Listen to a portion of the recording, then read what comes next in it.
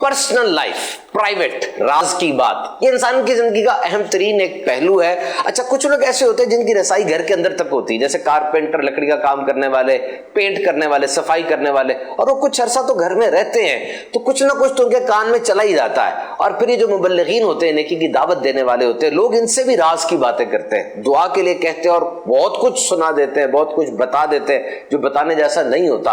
अब जो बता रहा है उसकी नीयत तो कभी कभार ऐसी है कि जी मैं बताऊंगा और हजरत सुनेंगे तो बहुत फायदा मुझे हो जाएगा। इस हालत में जिसको बताया जा रहा है उसकी कितनी जिम्मेदारी बढ़ जाती होगी। और यहां तो हाल है टू शूट द ब्रीज कि जब 4-5 बंदे बैठ गए, अब जो जबान खुलती है, किसकी इज्जत के बखिए उखड़ रहे हैं, कौन सी बातें शेयर हो रही हैं, इसका कोई अंदाजा नहीं होता। यही डॉक्टर्स के पास है कि डॉक्टर्स को भी बहुत सी राज की बातें, कई अमराज पता होते हैं। तो हुजूर अमीर अहले सुन्नत की बारगाह में अर्ज है कि ऐसी हालत में हम क्या करें। खयानत सिर्फ पैसों की तो नहीं होती, खयानत राज की और मशवरे की भी तो होती है। हुजूर ऐसी हालत में हमारा रवैया क्या होना चाहिए, ये इरशाद फरमा दीजिए। सुभान अल्लाह, सुभान अल्लाह। बड़ा पुरमग़ज़ सवाल है कि वाकई यानी कि लोग सिर्फ बोलें बता रहे होते हैं, फिर खाली जिसको बता रहे हैं इसकी भी परवाह नहीं होती, अतराफ में भी लोग सुन रहे होते हैं। बाज़ होगा तो खड़े होकर तजर्बा है कि घर की बातें लोग कर रहे होते हैं। अब खुसूसी मदनी मुज़ाकरा और फिर मदनी मुज़ाकरे भी होते हैं ना, तो उसमें भी फिर मैं समझाता रहता हूँ। तो ये बिल्कुल यानी कि वो अच्छी बात है। तो अगर राज की बात किसी को बतानी ज़रूरी है, अव्वल तो ज़रूरी होता नहीं है।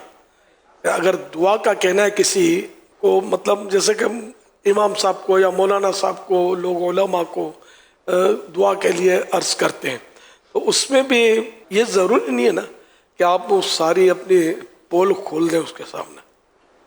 ये भी तो कह सकते हैं कि कुछ मसला है, दुआ फरमा दीजिए कि मेरा मसला हल हो जाए। तो जिस खुदा से दुआ करवानी है उसको तो पता है आपका मसला। अगर किसी हजरत को पता ना भी चले तो हरज तो नहीं है। आप इन हजरत का भरोसा क्या जिनको हम समझते हैं कि ये पता नहीं कि हर हजरत पेट के मजबूत हो, ये जरूरत तो नहीं है ना। या आप जिसको वाकई राज भी है, आप जिसको राज समझते हैं, और हजरत इतने भोले भाले हों कि वो दूसरों के सामने ये उगल दें और ये समझे कि इसमें कोई हर्ज नहीं है, ये यानी हर सूरत मुमकिन है। तो इसलिए क्या मतलब किसी को दुआ के लिए कहने में तो अंडरस्टूड है कि उसको अपने कमजोरियां बताने की कोई ज़रूरत ही नहीं है। राह मतलब एक डॉक्टर, अब डॉक्टर तो रहनी दवा है, और डॉक्टर ज़ाहिर है जिस तरह अल्लाह पाक सब हमारा जानता है हाल, कि वो खाली दुआ का कह दिया तो उसको पता है कि मतलब क्या ये दुआ करवाना चाहते हैं।